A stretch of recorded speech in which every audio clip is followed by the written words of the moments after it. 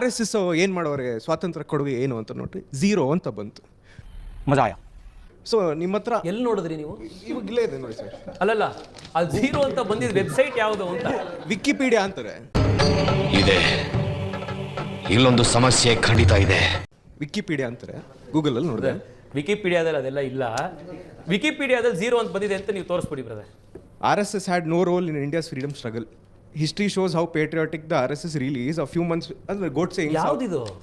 ನೀವು ಕಾಂಗ್ರೆಸ್ ಪಾರ್ಟಿ ಯಾವುದೋ ಒಂದು ಪಾಂಪ್ಲೆಟ್ ಹೊಡ್ಕೊಂಡ್ ಬಂದ್ಬಿಟ್ಟು ಇದು ದೇಶದ ಇತಿಹಾಸ ಅಂತ ಅಂದ್ಬಿಟ್ರೆ ಅಂದ್ರೆ ಏನು?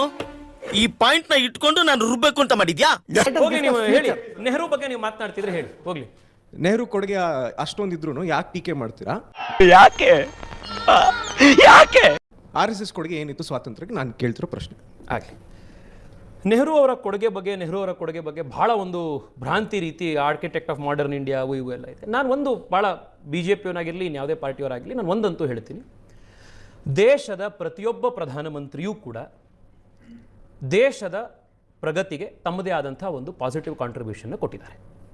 ಆ ಕಾರಣಕ್ಕೋಸ್ಕರನೇ ನಮ್ಮ ಪ್ರಧಾನಮಂತ್ರಿಗಳು ದೆಹಲಿಯಲ್ಲಿ ಎಲ್ಲ ಪ್ರಧಾನಮಂತ್ರಿಗಳಿಗೂ ಸನ್ಮಾನ ಕೊಡುವಂಥ, ಗೌರವ ಕೊಡುವಂಥ ದೇಶದ ಪ್ರಥಮ ಪ್ರೈಮ್ ಮಿನಿಸ್ಟರ್ಸ್ ಮ್ಯೂಸಿಯಮನ್ನು ಮಾಡಿತ್ತು. ಅದರಲ್ಲಿ ಕಾಂಗ್ರೆಸ್ನವ್ರಿಗಾಗಿದ್ದ ಸಮಸ್ಯೆ ಏನು ಅಂತಂದರೆ, ಗಾಂಧಿ ಪರಿವಾರ, ನೆಹರು ಪರಿವಾರ ಬಿಟ್ಟು ಬೇರೆ ಪ್ರೈಮ್ ಮಿನಿಸ್ಟರ್ಗಳನ್ನೂ ಅಲ್ಲಿ ಇಟ್ಬಿಟ್ರಲ್ಲ, ನಮ್ಮೊಬ್ಬರದ್ದೇ ಭಜನೆ ನಡೀತಾ ಇರಬೇಕಿತ್ತು, ಈಗ ಬೇರೆ ಅವರದ್ದು ಬಂದ್ಬಿಟ್ರು ಅನ್ನೋದು ಅವ್ರಿಗೆ ಬೇಜಾರಾಯಿತೇ ಹೊರತು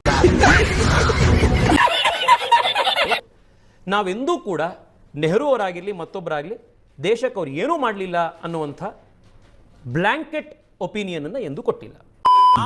ಸೂಪರ್.